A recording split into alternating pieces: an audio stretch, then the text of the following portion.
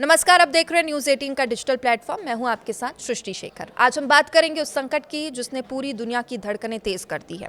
Middle east में तनाव अब सिर्फ बयानबाजी तक सीमित नहीं रहा, बल्कि हालात ऐसे मोड़ पर हैं जहां एक गलत कदम पूरी वैश्विक अर्थव्यवस्था को हिला सकता है। एक तरफ अमेरिका के राष्ट्रपति डोनाल्ड ट्रंप खुलेआम ईरान को धमकी दे रहे हैं। सोशल मीडिया पर रेड एरो वाला नक्शा शेयर कर उन्होंने साफ संकेत दिया है कि अगर ईरान नहीं झुका तो बड़ा सैन्य हमला हो सकता है। वहीं दूसरी तरफ ईरान ने ऐसा कदम उठाया कि जिसने अमेरिका ही नहीं बल्कि पूरी दुनिया की चिंता बढ़ा दी है।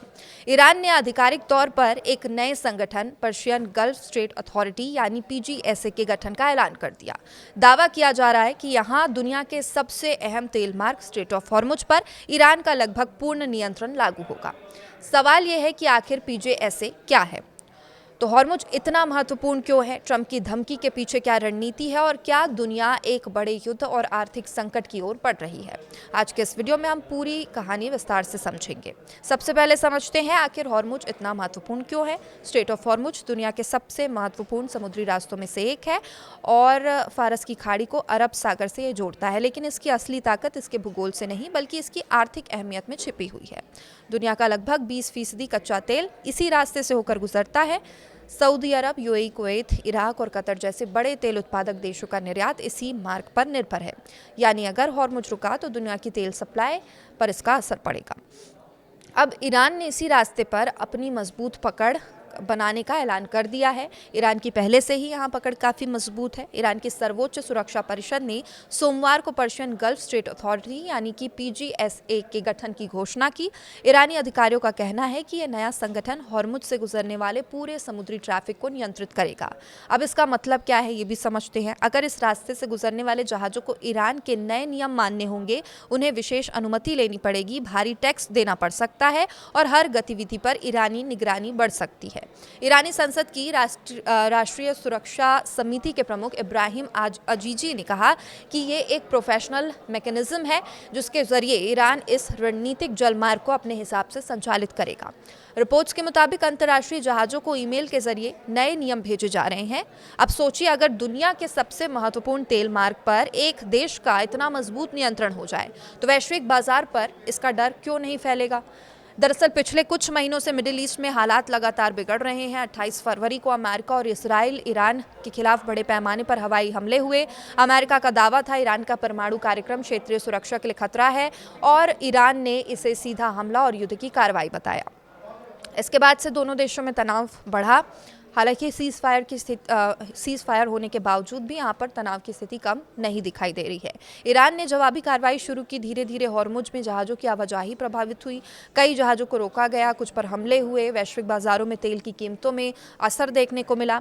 अब पूरे संकट के बीच अमेरिका ने ईरान को एक 5 सूत्रीय शांति प्रस्ताव भेजा, लेकिन ईरान ने उसे लगभग खारिज कर दिया। ईरानी मीडिया के अनुसार अमेरिकी प्रस्ताव में बेहद कड़ी शर्तें रखी गई थी, जैसे ईरान अपने देश में सिर्फ एक परमाणु साइट चालू रखेगा, उसे अपना संवर्धित यूरेनियम अमेरिका को सौंपना पड़ेगा, परमाणु गतिविधियों पर कड़ी अंतर्राष्ट्रीय निगरानी स्वीकार करनी होगी और इतना ही नहीं, रिपोर्ट्स की माने तो अमेरिका ने ईरान के जब्त फंड का सिर्फ एक छोटा हिस्सा रिलीज करने की बात कही और युद्ध में हुए नुकसान का मुआवजा देने के लिए भी इनकार कर दिया। अब ईरान ने इसे एक तरफा और अपमानजनक प्रस्ताव बताया।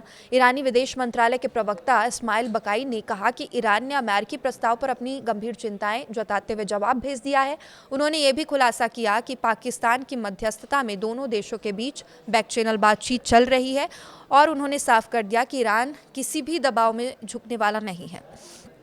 ईरान की मुख्य मांगें क्या है वो भी समझते हैं। पहली मांग है ईरान पर लगे सभी आर्थिक प्रतिबंध पूरी तरह हटाए जाए। दूसरी मांग अमेरिका युद्ध में हुए नुकसान की भरपाई के लिए मुआवजा दे। तीसरी मांग ईरान के परमाणु कार्यक्रम में बाहरी हस्तक्षेप बंद हो। यानी साफ है दोनों देशों के बीच दूरी अभी भी बहुत ज़्यादा है। और अब बात करते हैं डोनाल्ड ट्रंप की। ट्रंप ने हाल ही में social media platform truth social पर एक बेहद आक्रामक पोस्ट किया। उन्होंने लिखा, ईरान के लिए घड़ी टिक टिक कर रही है, वे जल्दी फैसला ले वरना उनका कुछ नहीं बचेगा। इसके साथ ही उन्होंने एक नक्शा शेयर किया है जिसमें लाल तीर यानी रेड एरो है। ईरान की तरफ ये एरो बढ़ते दिख रहा है। इस पोस्ट को कई विश्लेषकों ने सीधी सैन्य चेतावनी माना और ईरान भी पीछे हटने के मूड में नहीं दिखा। ईरानी प्रवक्ता इस्माइल बकाई ने ट्रंप की धमकी का जवाब देते हुए कहा, ईरान किसी भी अमेरिकी हमले का सामना करने के लिए पूरी तरीके से तैयार है। यानी अब दोनों देशों के बीच बयानबाजी खुली चेतावनी में बदल चुकी है। इस पूरे संकट का सबसे बड़ा वैश्विक अर्थव्यवस्था पर इसका असर पड़ सकता है। अगर हॉर्मुज में तनाव और बढ़ा तो तेल की कीमतें आसमान छुएंगी, पेट्रोल डीजल महंगे होंगे, शिपिंग कॉस्ट बढ़ जाएगी, दुनिया भर में महंगाई बढ़ जाएगी, कई देशों की अर्थव्यवस्था में गंभीर दबाव पड़ेगा। भारत जैसे देशों के लिए ये स्थिति और ज़्यादा संवेदनशील है, क्योंकि भारत अपनी ऊर्जा ज़रूरतों का बड़ा हिस्सा खाड़ी देशों से आयात करता है। अगर सप्लाई बाधित हुई तो सीधा असर आम लोगों पर पड़ेगा। अब दुनिया की नज़र आने वाले दिनों पर टिकी है। क्या अमेरिका और ईरान के बीच समझौता होगा? पाकिस्तान की मध्यस्थता क्या सफल हो पाएगी? क्या हॉर्मुज में सैन्य टकराव बढ़ेगा या फिर दुनिया एक नए बड़े युद्ध के मुहाने पर खड़ी है? फिलहाल इतना तय है, मिडिल ईस्ट का ये संकट अब सिर्फ क्षेत्रीय मुद्दा नहीं है, वैश्विक ऊर्जा, व्यापार, राजनीति, सुरक्षा का सबसे बड़ा मुद्दा बन चुका है। इसमें आपकी क्या राय है? कमेंट करके ज़रूर बताइए। देखते रहिए न्यूज़ 18। नमस्कार।